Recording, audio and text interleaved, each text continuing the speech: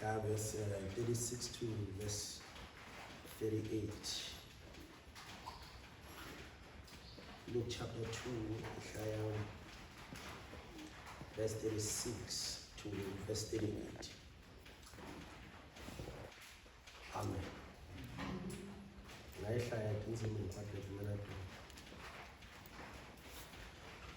In Luke chapter 2, verse 36 up to 38. There was a very old prophet, a widow named Anna, daughter of Phanuel of the tribe of Asher. She had been married for only 7 years and was now 84 years old. She never left the temple. The day and the night she worshipped God, fasting and praying.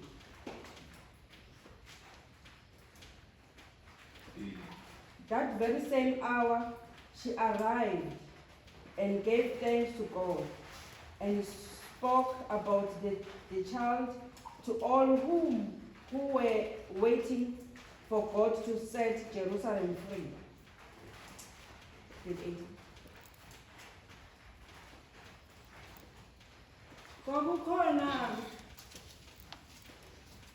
Kwakukhona nomprofetikazi uHana indodakazi kaFanueli owesizwe sakwa-Aseri, wayekhulile kakhulu, ebehlala nendoda iminyaka eyisikhombisa emva kwebuntombi bakhe, engumfelokazi waze waba neminyaka engama-84, engasuki ethempeleni, ekhonza ngokuzila nangokukhuleka ubusuku nemini.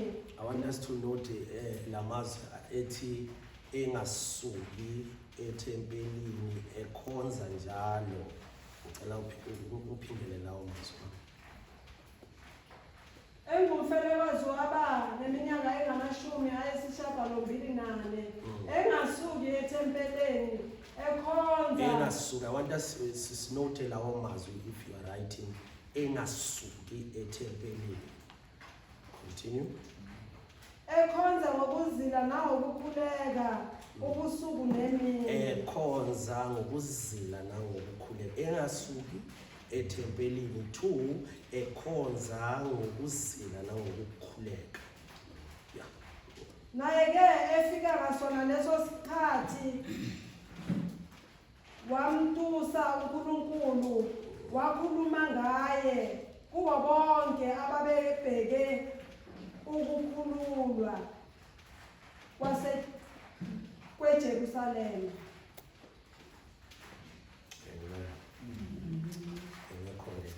Emhlabeni nasemazulwini akekho ofana nawe. Emhlabeni nasemazulwini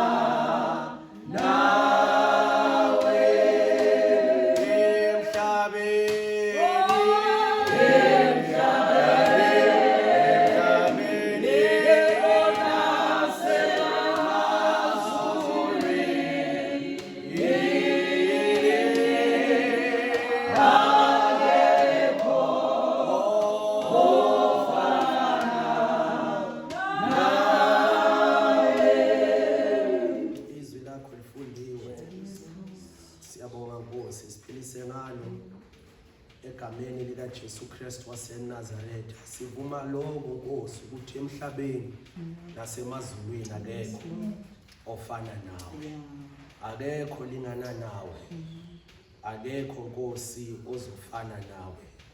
Lifundiwe Nkosi lisebenzise egameni likaJesu Kristu kusakha nokusikhuthaza ekholweni Baba wethu namandla onke. Uthe uma singazi ukuthi siyokhuleka kanjani siyokhulekelani, wathi uMoya Oyingcwele uyosilekelela.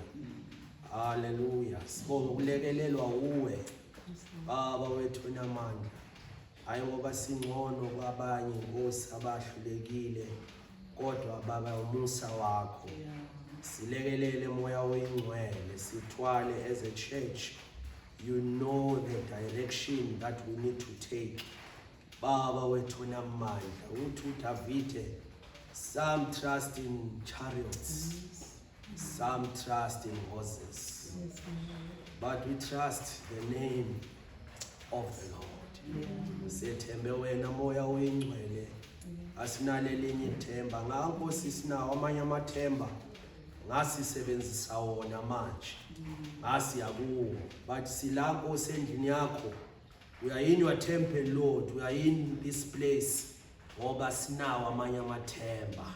Sethembe wena ungamandla ethu, uthi ohlabelelayo isikhathi somkhuleko ligugu lamakholwa.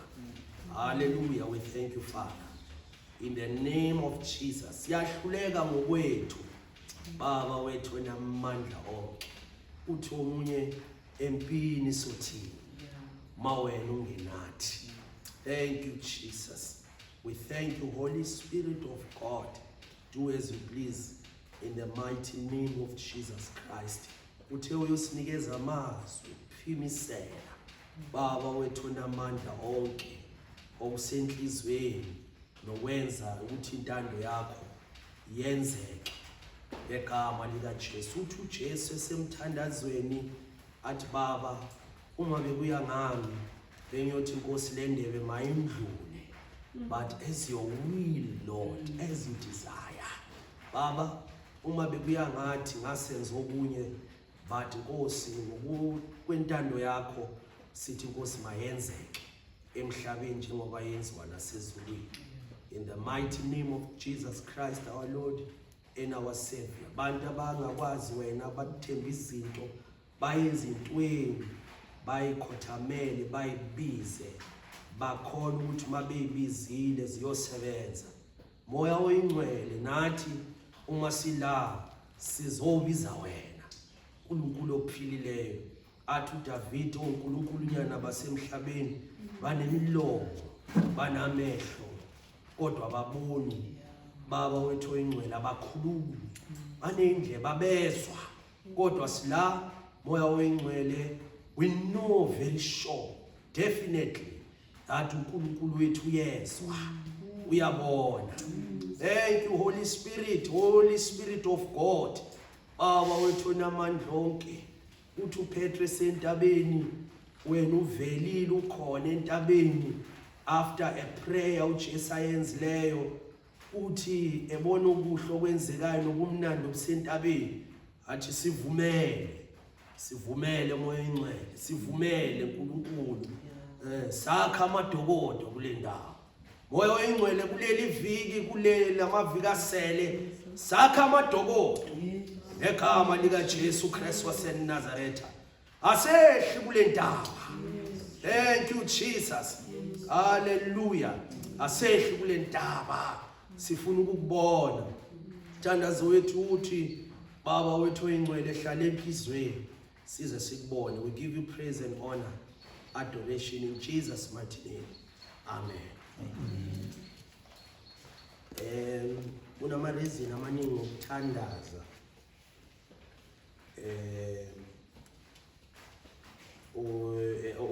okusiholayo noma okusichubayo ukuthi singene emthandazweni.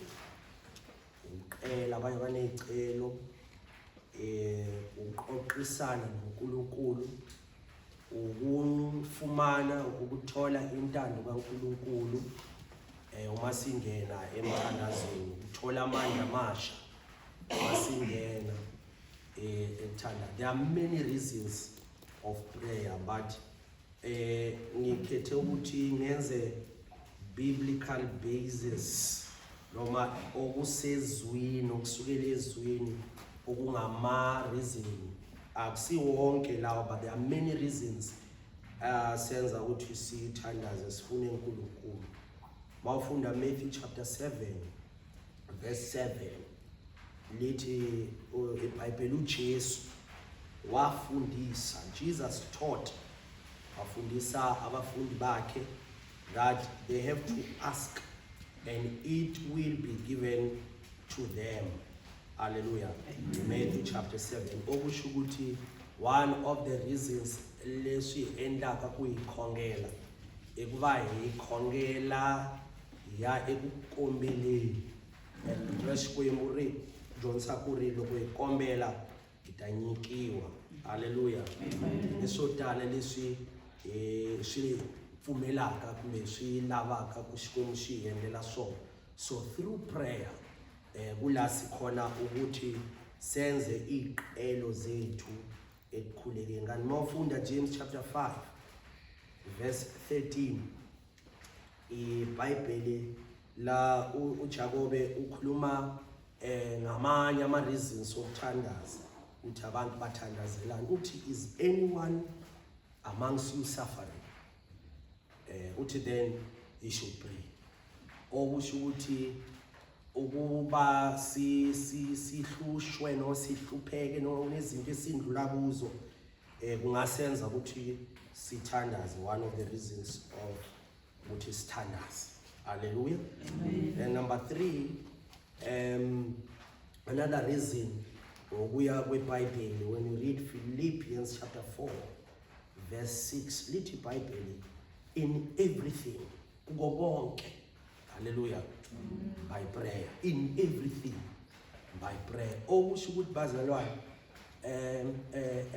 I'm not doing justice ukuthi ngathi just these things, these reasons I have stated they are the reasons of prayer, because uthi Philippians chapter 4 in everything by prayer. Can we say in everything by prayer? In everything by prayer. As in the foot, in everything by prayer. In everything by prayer. Okusho ukuthi bazalwane everything is the reason for prayer.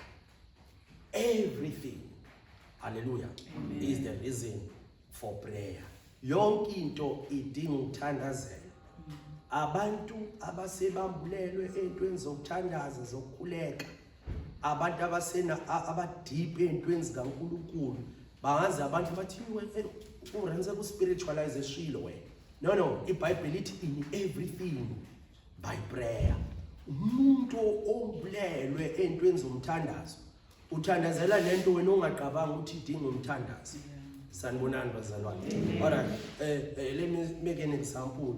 To study.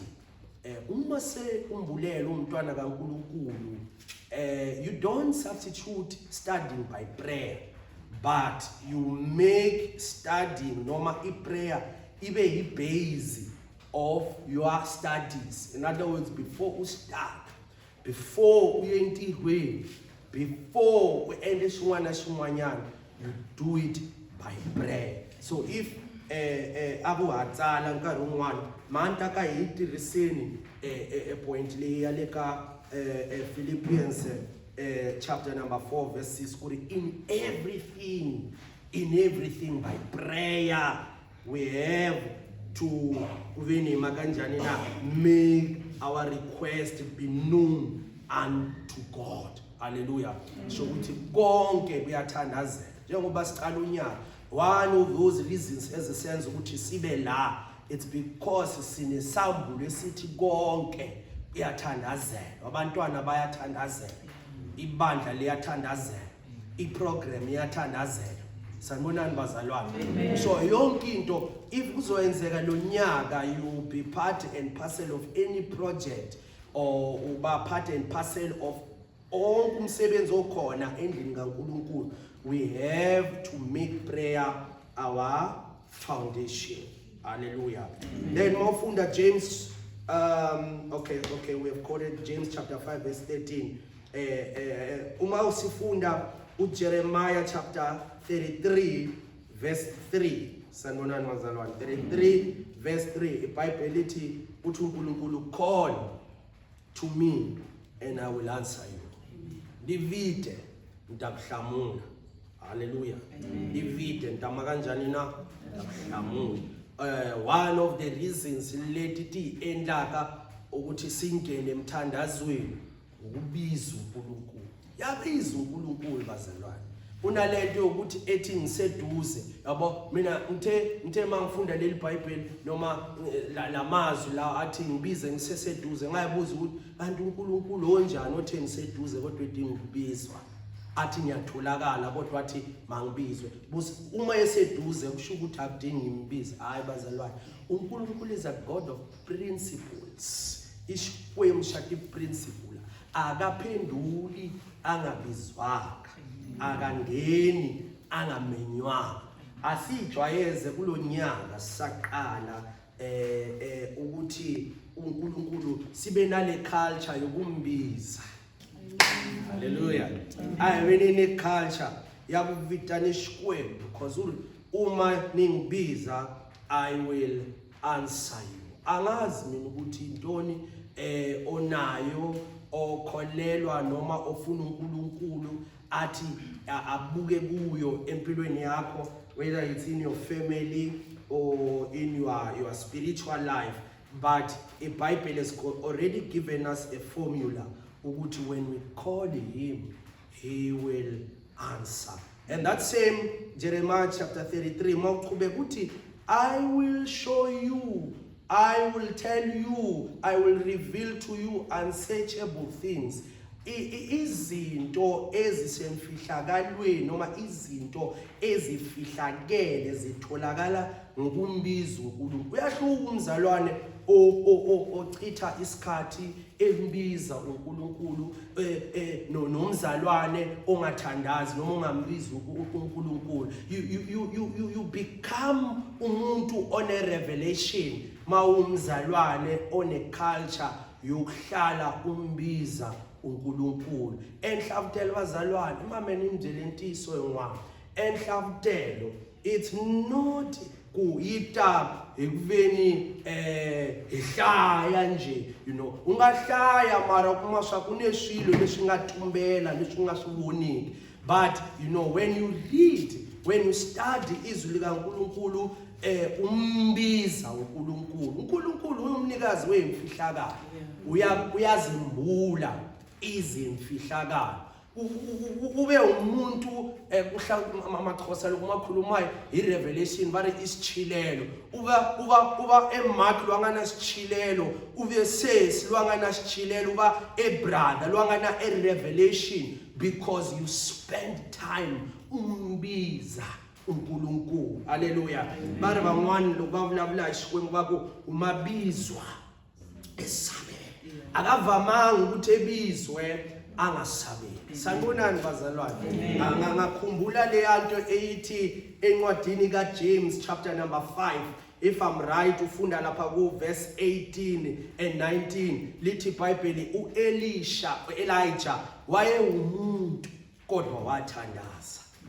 Hallelujah. Elijah benjani bazalwane? Waye umuntu efana nami now. But the only difference eyenza ukuthi uElijah angafana bonke abantu noma engumuntu ukuthi uElijah wambulekelwa ukuthi uNkulunkulu uyabizwa.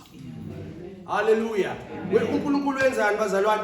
Uyabizwa. Elijah wayengesabi ukuthi angene I can't say it's a competition, but wayengesabi challenge. Ngoba uElijah bekawazi amabhathini la awathintayo uNkulunkulu esabela. Amen. Hallelujah. Ebekwazi ukuchallenge abaprofeti bamanga. Hallelujah. Phela Baal na Asherah akurisikwe mshaba. Neba prophet bakwe siyasho shake ba prophet ababa. They are prophets of doom. They are prophets abangena qiniso. But kuthatha umuntu okwazi ukumbiza uNkulunkulu. Haleluya. Kukubiza umuntu onesikhathi noNkulunkulu ukuthi angachallenge abaprofeti bamanga noNkulunkulu bamanga. Lithi iBhayibheli wathi uElijah hayi into ezawuveza ukuthi uNkulunkulu omele kukhonzwa yilo ozophendula ngomlilo. Haleluya. Kanti uyazi yena ukuthi when I call, haleluya, uNkulunkulu wami uyaphendula. Lithi iBhayibheli nabo bayingena leyo competition noma that contention they contended with Elijah, but it's fine, sizombiza nathi uNkulunkulu wethu uBhali noAshera. Lithi iBhayibheli into kaElijah waqala ngokuthi abayeke bambize abamthandazayo. Lithi iBhayibheli bambiza kusukela ekuseni laze lashona ilanga. Lithi iBhayibheli akazange waphendula abantu bazalwane na uBhali. Hallelujah. Because ukuthi uNkulunkulu he must prove himself ngokuphendula.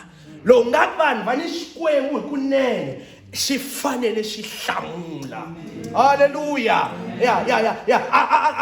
Angaba na wonke amagama asiwayeka amagama into ezamprova ukuthi uNkulunkulu ngisho lento abazigabisa ngayo bazenze sengathi bangcono kunawe ngoba wena ukhonza uAlpha noOmega. Bayeke wena into ezakuprova right nabantu abakhonzayo abashisa impepho bashisa izinto babiza oNkulunkulu wabo kuzawubonakala ngempendulo ngoba uNkulunkulu wethu akavamanga ubizwa angaphenduli.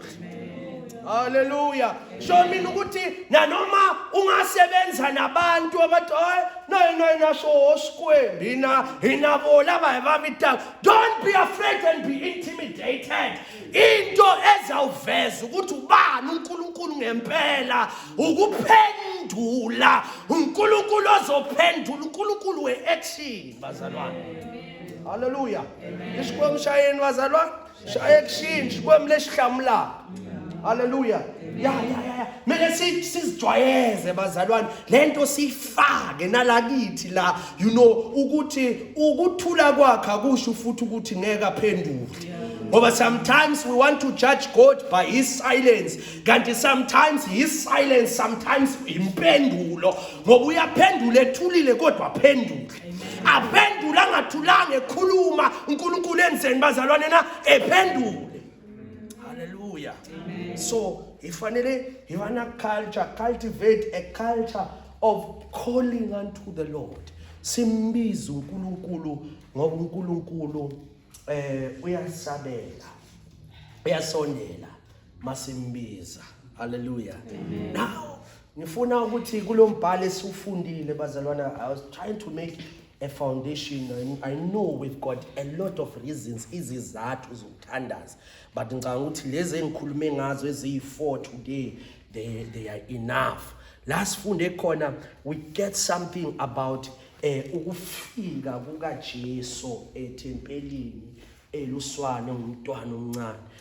Lithi iBhayibheli na 8 days bamthatha uJesu ngokwesiko lamaJuda ukuthi bayompresenta and for circumcision. I think we know that.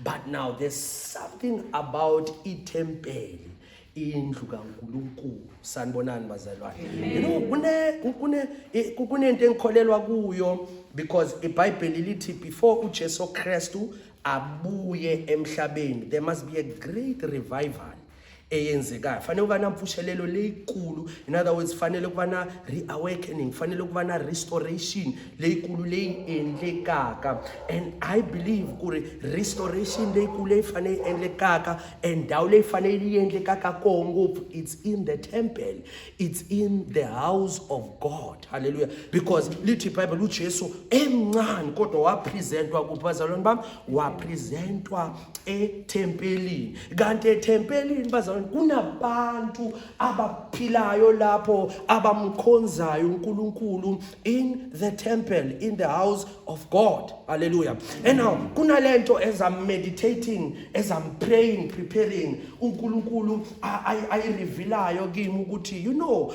as uNkulunkulu azo restore ibandla, there are certain laws bazalwane ezingadingi iparliament, but zidinga the temple. Hallelujah. Kuni mina uyinqwani leyidingaka kuveni yibiwa from the temple, from the house of God. Kuveni emsala ikota kuveni makanjani na yamkela esprofeto sweleso kumbe emnawele. But now Satan ishunzulerile sweleso. Namunhla temple ya Xikwembu yihunzuke enchumungwana lo delele kaka kasi bazalwane kuveni kuta endleka yini xiyimo xa misava vanhu afanele va nga xivutisi ka ma-president afanele va nga xivutisi etin'angeni afanele va nga xivutisi ka vanhu va nga na vutlhari but bazalwane be va fanele bebuze bandleni.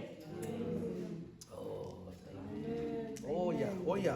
Do you remember uthi Jesu uma nibona amanyala enzeka endlini kaNkulunkulu uthi yazini ukuthi isikhathi sini? So in other words, izwe kumele libuke ebandleni ukuthi what time is it?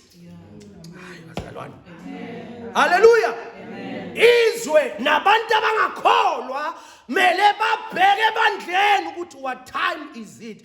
Mele baphile njani? Mele babuke in the temple, babuke ebandleni, but it's the way around. Izwe libuka bona, ibandla libuka izwe. Kanti bekumele kuyizwe elibuka ini bazalwane bami? Ibandla. So one of the things mina ngikholelwa kuzo i-restoration bazalwane mele ihenzeke kahle in the house of God. Let me show you this. uJesu is presented a temple, and then there are two individuals that engithanda ukudlula kuzo, but I'm in this second one. Kuthiwa kunompristi egama lakhe Simon. Hallelujah. And then lithi iBhayibheli uSimon ekhonza in the house of God. I believe ukuthi there are many instances ezazela ukuthi mhlambe zithi uyafa. Kukunishimo leswi angahlangana naso Simeon leswi singateka hayi phela we shimo lesitakuteka. But there's something engifuna sibuke. uSimon esendlini kaNkulunkulu wathi ekhonza. Hallelujah. Wahlangana neprofeto. Hallelujah. Now le prophet bazalwane bam za unlocka izinto ezimele zenzeke. Now uSimon senjengoba eqhubeka ephila angathi hanyeli mara ihanyisa isiprofeto lesangahlangana nasona loko atira in the house of God. Esinye sepropheto sithi hayi kuzoba no Messi ozofika. Now ukwa developer a prayer item kuSimon ethi, God, I don't want to die ngingakaboni ngingakaboni le propheto zenzeka. Oh my God. Bazalwane retresh kwenu. Do you know izwi likaNkulunkulu linamandla wokumgcina umuntu ngoba uthi uDavide bheka enhlizweni yami ngilondile ini na izwi lakho. So okusho ukuthi mawuligcina linamandla wokwenzani na ukuthi nawe likugcine likulonde. So bazalwane kunirishaka rin'wana leri ungathi vutisa ku ra lava yini la misaveni. My God. And lava bantu babambi prophet. My God. Hallelujah. Simon uri lokuseva presenter Jesus, the baby Jesus. After presenting him, litwa vele wenza umthandazo uSimon. But Baba, amehlo abo sekabonile insindiso kaIsrayeli, saluyithatha inceku yakho. So in other words, bazalwane, kunabantu abathi uma besendlini kaNkulunkulu bakhonze noma bakhonza baze bambulelwe imfihlakalo, uNkulunkulu aze abathembe ngezimfihlakalo. Hey bazalwane, manhleni phinde ngalahlekelana. Kunevanhu lava loko bakhonza loko vari endlwini ya Xikwembu, you might think they are wasting their time. Kanti laba bantu abantu abagubha izimfihlakalo, uNkulunkulu aze abathembe ngezimfihlakalo. Kunezimo ngazi bathathile, kunezifo ngazi babulele, kodwa uNkulunkulu ngenxa yemfihlakalo athi laba bakwazi kufa ngoba uNkulunkulu bathembile. You might not know where. One of the reasons let it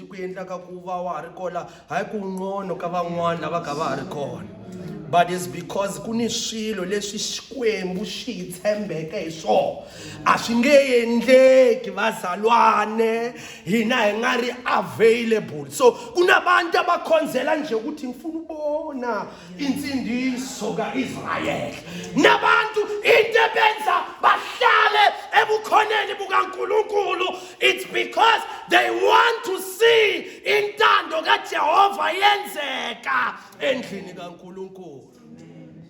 Imagine balwe elweshikwemu ngamanendifa boss. Now I have seen the salvation. Asindlule uSimon saw what? The salvation. La ndai commercial. Simon imakenjani na ivone salvation. But la engahlako there's a prophetess by the name of Anna. Loku cheka Anna vitraya rifana na Rahana. The meaning of these names, Hannah means gracious, and Anna also means gracious. Hallelujah.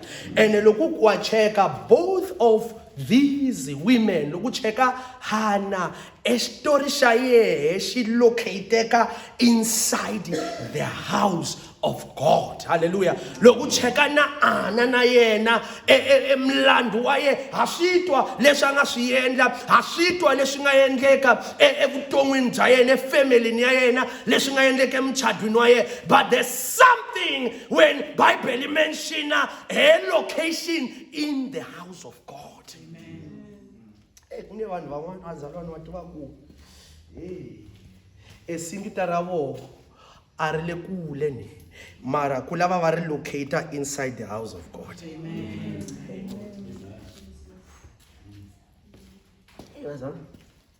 Watwa ku kuna van'wana swilo swa vo hambo famba vaya elsewhere. A success, prosperity yavo Xikwembu xi tumbete endlwini ya Xikwembu. Amen. Hallelujah. Amen. The Bible Anna, she was a prophet. Never undermine lento leyo ukuthi bengumprofeti. I know uma sikhuluma nge-prophecy sikhuluma about forthtelling, sikhuluma about foretelling, Allo, sikhulume ngento ye-exhortation. Mara into endlula zonke izinto ukuthi umuntu sithi umprofeti, it's not just ukukhuluma izinto ezizayo, izinto ezizowenzeka nokududuza abantu, but into eza nokuthi umuntu ungumprofeti ile yokuthi ungumlomo kaJehova. Amen. Amen. Yeah. Isibusiso lento yokuthi uNkulunkulu akhulume ngawe because kusho kona ukuthi ungumlomo kaJehova.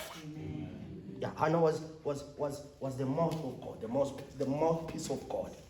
I want us to look at something. Lithi Bible wayena 84 years.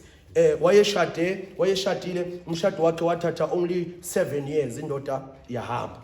Basithi amen bazalwane.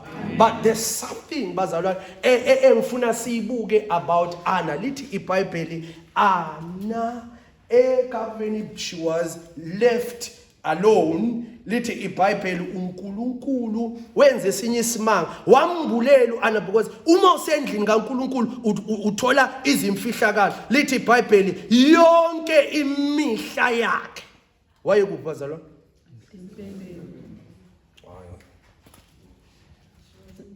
She was what? She was in the house of God before ethandaza. Lithi iBhayibheli kuphi endlini kaNkulunkulu. So kunabantu abayibuza ukuthi why into zami sengathi azami. It's because location is not right. Hallelujah. Yeah, kunabantu abezenkonzweni bazobhaza, they don't have the dwelling ability. Kunengani labavota kutatloka.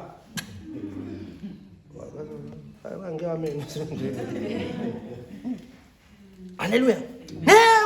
Ngekulunge kulonyaka if ukukhonza kwakho ukukhonza okwe-register. Ngekulunge. Because kunezinye izinto uNkulunkulu once you get a revelation yokuthi why I am in the house of God. Lezi izinto zigcina wena zigcine nefamily yakho. Oh my God. Oh, kuni success in one itak when u7 indlu yashikwemu. 7 indlu yashikwemu. Ngenzela abantu abenzela abantu. Ngekulunga umuze uzela ukuzokhonza uthi wenzela abantu. Hallelujah. Sihamba sikhathala uma sizokhonza senzela abantu. But uAnna yabo abakhona bazalwane wona lo Bible umtshado wayoteke 7 years. So checka malembe langa mahanya so ethi calculatele ke lo wayena 84 years arena 84 years ne mara mtshado waye utiki 7 years. So wabona sho kahle lo honeymoon stage yakhe man yaba you know because vakola vaku lo umuntu akukume umtshado sivela shithi koma ngaku ereason yakukhonza imtshado. Amen. Hallelujah. Mara kube kutekiwa lesha astamendla nkarhi un'wana abomba isho sitekiwa sekubonakala ke ukuthi kahle wena ukhonziswa yini. Hayi bazalwane ngoba abanye bona ngane banathi reason takudala taku why baze bangayi enkonzweni. Hallelujah. Kanti ukumbulelwa ngakhumbula uDavid ethi oh Lord, the zeal of your house has consumed me. Indlu yashikwembu yinazili yayo yinanzilo wayo. Now lokukhonza fanele uyisa inzilo wayindlu yashikwembu lokushilo shingatshamisekanga lokushilo shingafambi kahle uba ngakuwahlanya. Oh, nohlobo lwabantu oluguliswa indlu kaJehova kodwa kunohlobo lungahlabeki. Abaxhabeka futhi abahluphi inchumo whether shilo sifamba kahle kumba sifamba kahle endlwini yashikwembu asibabavi abakadliwa intshisakalo yendlu kaNkulunkulu. But lo mama lo lithi iBhayibheli wayeloku esendlini kaNkulunkulu. Hayi mama Sarah ufundile into asuka. My God. Kwakukhona lalela kahle nomprofetikazi uAnna indodakazi kaFanueli owesizwe sakwa-Aseri. Ebesahlalile nendoda iminyaka eyisikhombisa. Ya lo bekungamenza nyana ukuthi abe naye bono ngumesisi phakathi kwabantu. It was just for 7 years. Hey. Azalwane. Iminyaka esikhombisa emva kobuntombi bakhe. Yeah. Engumfelokazi waze waba neminyaka engamashumi ayisishagalombilinane. Engasuke ethempelini. Engasuki. Hayi indaba yami lapho nje engasuki ethempelini.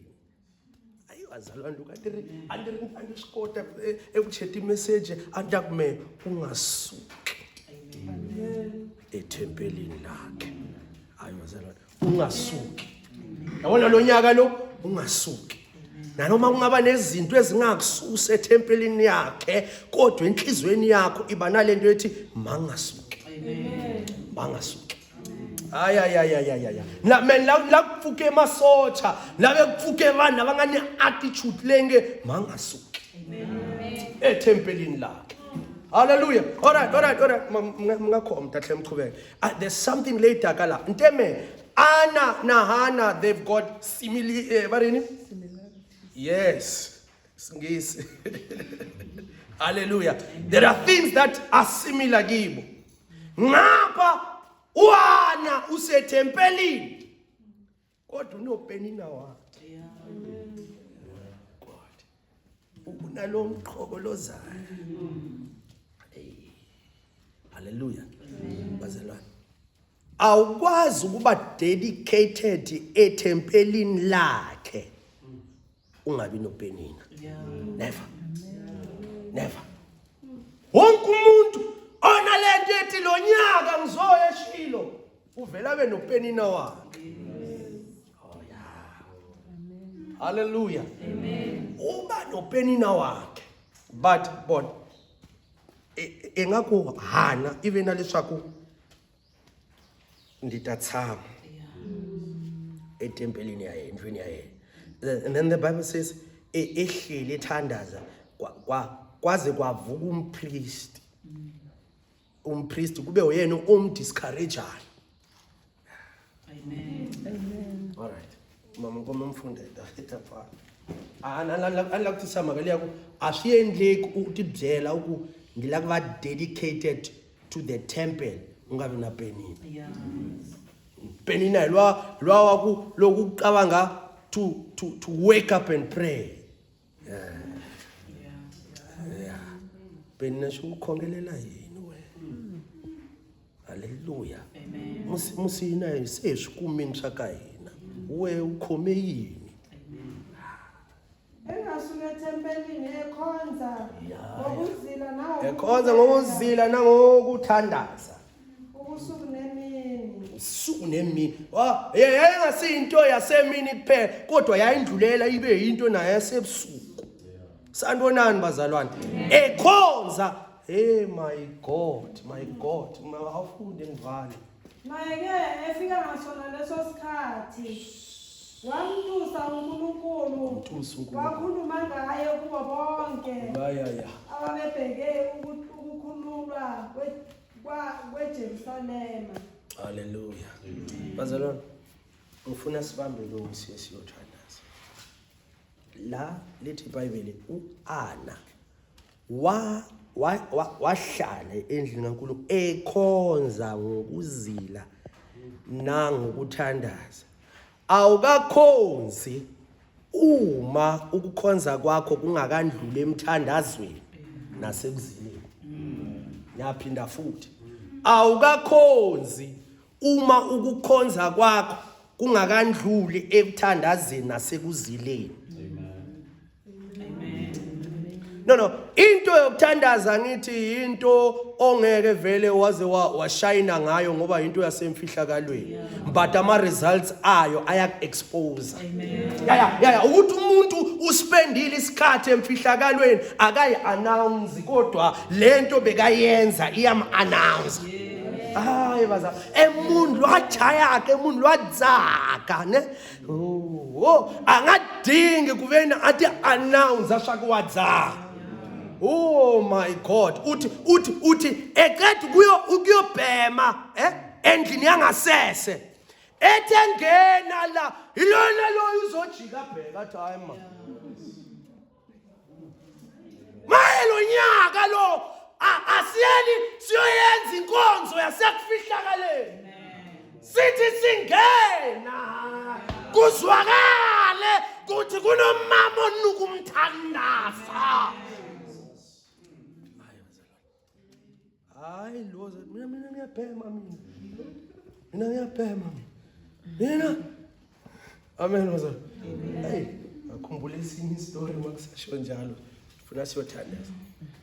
Kuthiwa kwenye indawo kwaunomunye ugogo beshumayela kakhulu la emilindelweni. manje ngashumayela la mlindelweni ebegadla kakhulu egadla nalabo abaphuzayo egadla na ya mamene abazalwane ngwemidakwa kwa December mnoma wayeni anomgabha zamanje hayi phela abazalwane bazochaka amen wazalwane hayi ngoDecember amen ya ucale ngokuphuza yani i-cold drink uhleli nabo cousin bakho kodwa ecineni nawe uyithola sewuphuza lokho abaphuza amen wazalwane alright egadla umagogo egadla abantu abaphuza mamene wazalwane ineniphuzayo ngeke nilibone izulu kodwa angayicapheli ehamba la emlindelweni bazi ukuthi tiya namajuice namakhekhe yakuthanda amen wazalwane bafaphethe kodwa ungayenza ukuthi ikhutele kaze bakhuthalele amatiya namakhekhe amen wazalwane mama special Mohammed ini ma specialist yabo amen wazalwane manje baplana abanye bathi lo sikhathele ngalento yakhe lesiza mlungisa. Be careful as a child of God. Awucaphele if you are a child of God. Hallelujah. Amen. Yeah. Bam spiker. Mabtive spiker. Bam twin. Be careful. Ungamani uja, ungamani unwa. Bangwani baze base bakukreme. Amele lugeri la mitirweni. Brother mani, awuvutisi na swa plate ta kwini cup ta kwini. Be careful. Abisi la ochumele emrinzelweni. Akase bamdungelele swako bam.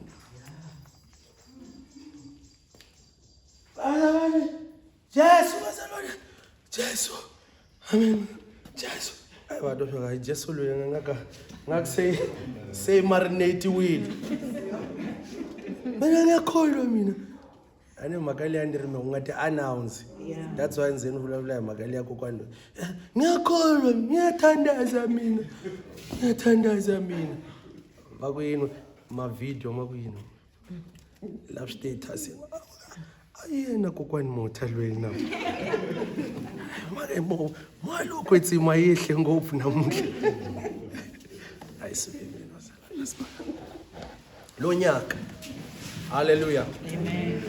Asizitshele sithi sizohlala endlini kaNkulunkulu. Lethi iBhayibheli ekhonza ngokuthandaza nangokuzila. Kwenzekeni ngithe mina uSimoni wabona insindiso but uHana confirmed insindiso. So kunabanye abantu why moya engcwele usangqinile the year 2026 ngisekhona singayendeka xikwembu xikuhlayisele kube nota confirma. Oh my God. Hallelujah. Amen. Abantu abaconfirmayo, abantu abaziyo into, so uma beyibona they confirm ukuthi lento siyayazi. Ayithandazela moyo ingcwele. Hallelujah. Amen. Hlala kwakho kuba khona endlini kaNkulunkulu uma kungabi yize. Hallelujah. Mara lokuri la tibjela kuntele kutahlalela kunishilo lethu ngata swivona lokuxikwembi tshame xikhongelela 2024 iyo le moyo ingcwele. Hallelujah. Ela siyothandaza sihlabelele siyothandaza egama lika Jesu.